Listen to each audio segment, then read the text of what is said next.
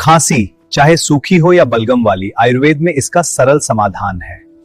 एक गिलास गर्म पानी में 1 चुटकी नमक और 2 चुटकी हल्दी मिलाकर गरारे करें। लौंग को मिश्री के साथ लेना गले की जलन और खांसी को शांत करता है।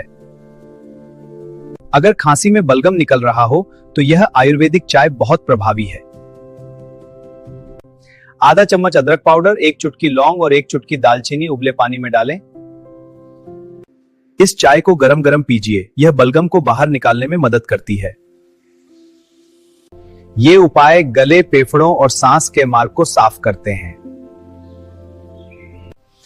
ऐसे ही आयुर्वेदिक घरेलू नुस्खों के लिए हमारे साथ जुड़े रहें।